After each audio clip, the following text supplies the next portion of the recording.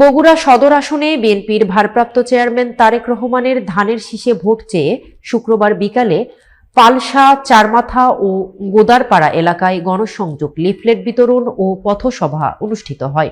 নেতৃত্ব দেন জেলা যুবদলের সাবেক সভাপতি ও সাবেক কাউন্সিলর শিপল আল বখতিয়ার। বগুড়া ব্যুরো প্রধান আব্দুল্লাহ আল নোমান জানান, শহর যুবদলের সাবেক সভাপতি ও 15 নম্বর ওয়ার্ডের সাবেক কাউন্সিলর মাসুদ রানা মাসুদের সঞ্চালনায় পথসভায় সিপাল আল বখতিয়া বলেন, উন্নত বাংলাদেশ গড়ে তুলতে তারেক রহমানই নেতৃত্ব দেবেন। 17 বছর ধরে সাধারণ মানুষ ভোটাধিকার থেকে বঞ্চিত।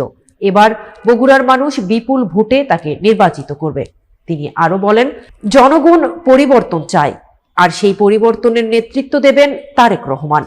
একই সঙ্গে তিনি বিএনপি চেয়ারপারসন বেগম খালেদা জিয়ার রোগ মুক্তি কামনা করেন। পথসভায় উপস্থিত ছিলেন যুব দলের সাবেক সাংগঠনিক সম্পাদক ফাকুরুল ইসলাম ফারুক, সদর উপজেলা যুব দলের সাবেক সভাপতি রফিউল ইসলাম রুবেল সহ স্থানীয় নেতাকর্মীরা।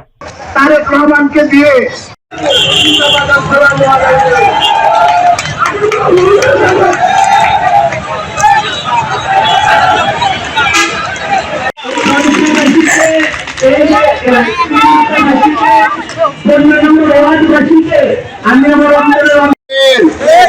আজকে আমাদের প্রিয় নেত্রী ভীষণ অসুস্থ, আপনারা এটা জানেন।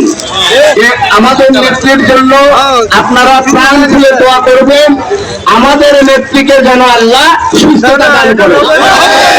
তারেক রহমান অচিরে দেশে ফেরত আসবেন এবং এই দেশের দায়িত্ব নেবেন এবং এই দেশকে উন্নতির উচ্চ শিখরে, উন্নতির উচ্চতম জায়গায় নিয়ে যাবে।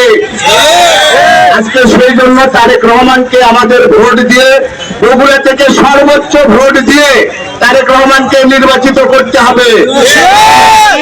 ভোটের দিন থাকবেন, হাত তুলে বলে